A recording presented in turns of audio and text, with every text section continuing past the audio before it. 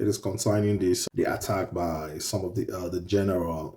So it's about this guy that was assaulted by the general in Nigeria. I want to bring that story up. The general, just bear with me, beating a couple in Nigeria. Such. Yeah. So I watched this thing and I felt so bad about this situation, but it was not surprising because also I was in the military and in Nigeria, and one of the things they teach us is to brutalize civilians as well, which is very pathetic, very unfortunate. We're actually trained to go and show civilians. It was in the military when it was in the military era, so you are being psyched as if to defend the country is to brutalize and oppress innocent Nigerians. And it's unfortunate because people with high expectation about the military, how disciplined the military is. But believe me, it is an oppressive organization, very oppressive. Imagine even the general, if you've watched the video, imagine the general coming out to oppress somebody that's supposed to defend. This is somebody that is even supposed to try the soldier that did that.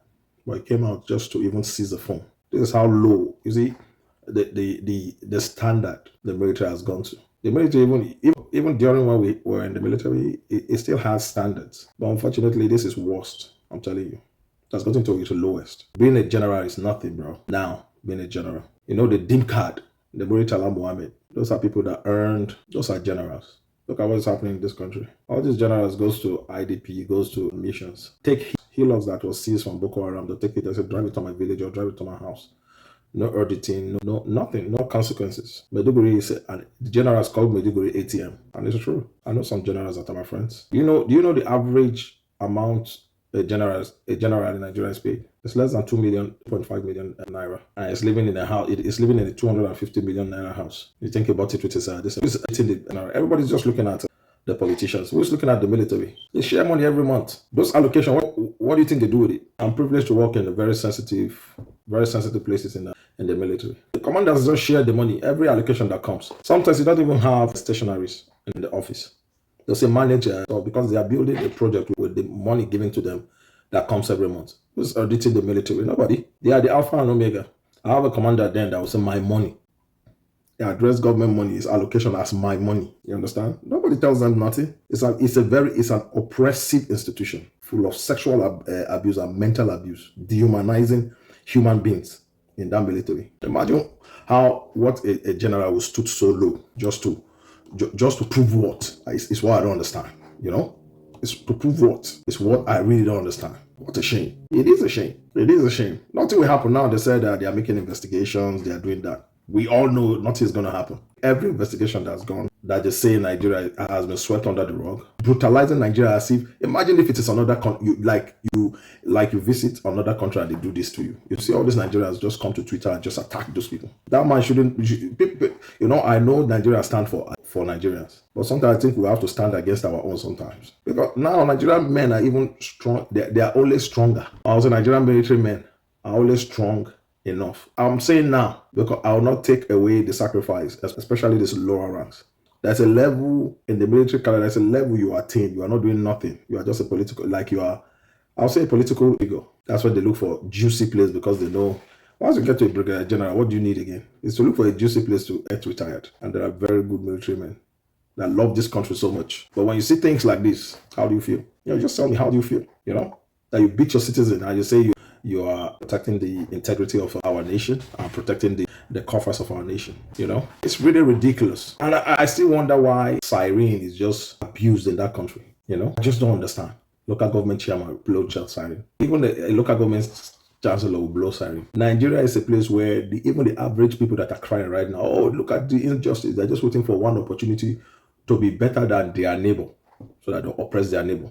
Somebody just opened his gen and opened his window. He feels so happy that other side don't have light. He's the only one on the street that has light, and people are coming to peep his gate so that they can watch the Premier League. He feels so empowered. And people will talk about Nigerians. They'll talk about all Nigerians think only politicians are corrupt. It's not only politicians. Even the followers are corrupt. They just needed that one chance. They just needed that one chance to oppress their neighbor. Most Nigerians, 99% of Nigerians, I'll say that.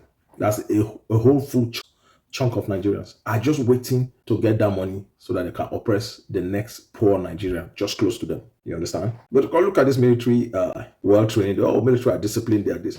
They'll teach you the first people you are supposed to go and clear their doubt. That's the word. Clear their doubt is to go into the town. We're told to go inside the so went and cross. If you live in Kaduna, cause mayhem in Central Market and disappear, destroy people's load. That's how the site does. You grow older, you now see that, man, all what you were taught was just the transfer of aggression and ignorance from the white people that colonize us. Because they colonize us, you see, they colonize the military to fight against its citizens.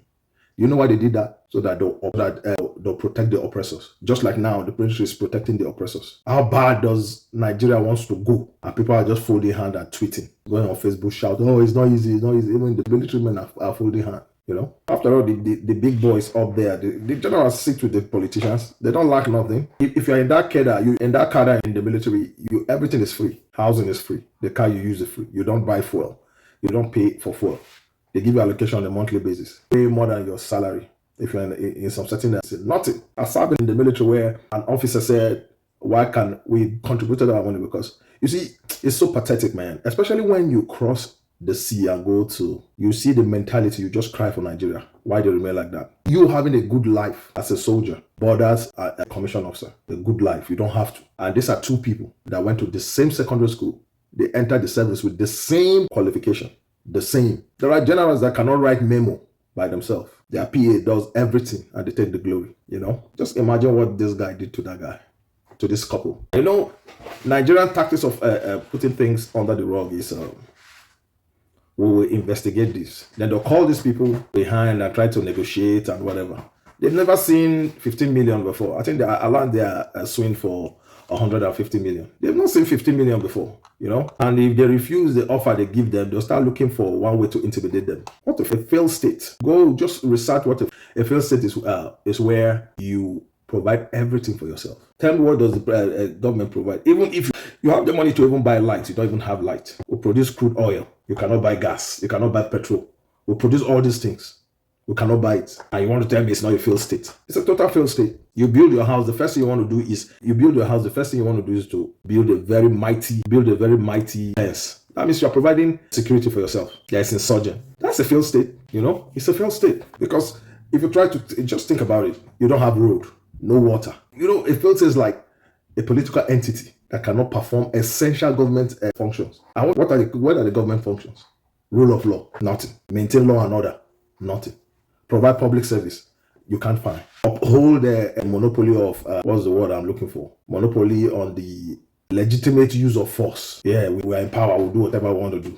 That's what it means. Those are common characters of a failed state. You know, look at fella will say, army will slap your, army will whip your yard, will slap your face, you're going to look like monkey. Who does that if it's not in Africa, especially in Nigeria? Who does that? And believe me, it's just because they know nothing will happen. You know, they will have civil unrest, corruption, crimes everywhere. You know, poverty, illiteracy level, go to the north, you will cry for people living even worse than an animal. You know, level of illiteracy is unmentionable. You know, you just look at these people and, you know, like, tell me, you see children just walking on the street. These are children less than 7 years already fending for themselves. And you say they should not join Boko Haram. They should not join Boko Haram. At least they're going to give them food for a day. And they drop them. They drop these kids to go and attack innocent people and kill them. Look at the bad governance riot that happened. Just imagine.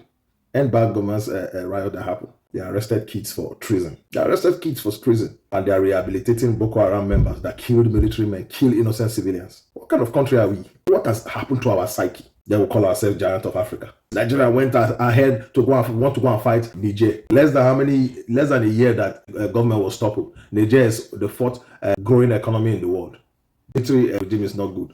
Whatever system of government that fits a country, let them decide. Nigeria have army to go and they want to go and attack ECOWAS. Have army to go and attack this. Where are the army that they are using to go and attack Niger? That they cannot use it to finish Boko Haram. And the Nigerian army is not weak. Nigerian army is not weak. We're one of the best in the world. Whether anybody like it or not. I know what Nigerian army has achieved. We went to Liberia, an unknown territory. We brought it to under full control in ECOMOG. We went to Syria alone, unknown territory. We brought it under control. We lost a lot of people there, but we brought it under control because of leadership. Nigerian problem is leadership. Military men, you see now, I read in does it Punch? Nigerian soldiers Nigerian army. They are short of manpower. Why would they be short of manpower? Do you know how many army men are dropping their rifle and leaving Nigerian army because of this nonsense that is going on? I watched somebody that was given passes a permission to travel maybe for 7 days or for 4 days or whatever. An army man that has been a year, he did not see his family. He went to the park, couldn't even afford transportation to go and see his family. He put that on YouTube. He was punished for that. How will you expose the army? Just like the same thing the Inspector General of Police was saying, or that you don't need to put every misconduct of the police in the media. Instead of you to put more energy on fixing the police so that there will be no such video of the police, but rather you prefer to protect the already dirty name of the police, to make the police look good. It's like painting a cracked wall. Inside is already cracked, but the surface is very beautiful because it's painted. But it's a rotten wall that can break or crack or fall at any time. That's Nigerian situation. That is why people like a very black man are heroes.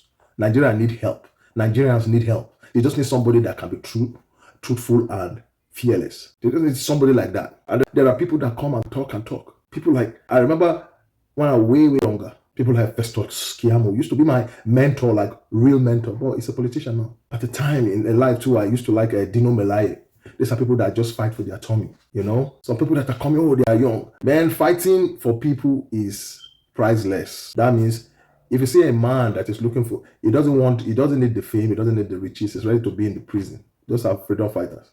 It's not all this one that will go on YouTube or Twitter. They threaten them, you see that they disappear, you know? It's just unfortunate that these couples were just beaten like common criminals, law-abiding citizens. Don't scratch my car, you didn't scratch my car. Just park, if you scratch your car, act civilized, not because you're wearing uniform. Because you're wearing uniform doesn't mean you are God. We wore that uniform with dignity, with respect, with dignity and respect. And people now are even afraid of people that say they are defending their nation. The people you are counting on to defend the nation and protect democracy and the rule of law are the same people that are brutalizing you. You see, that's the problem. And people just cry and cry without it's too much for Nigeria. You know, I sometimes watch some certain video, man. And you know, how many people do you want to help? There are people lavishing money anyhow. They don't give a damn. Just like the president said, it's my turn. Putting all friends and everything around him. Projecting maybe his son now will be Nigerians. You people will just only talk, nothing will happen. Tinubu wants to be a president. You only tweet, and that is it. Noise makers. Nothing will happen. You need to prove his track record. I was listening to Ben Abati on Arise News. It's a newsman, he's also a politician, you know. He doesn't need to prove nothing. Tinubu didn't prove anything for him to be the president. What did Buhari prove? Destroyed Nigeria. Before we come out of this, only God knows when. Even the Peter Obi that you people are calling is a politician. No politician can help Nigeria. We have to help ourselves.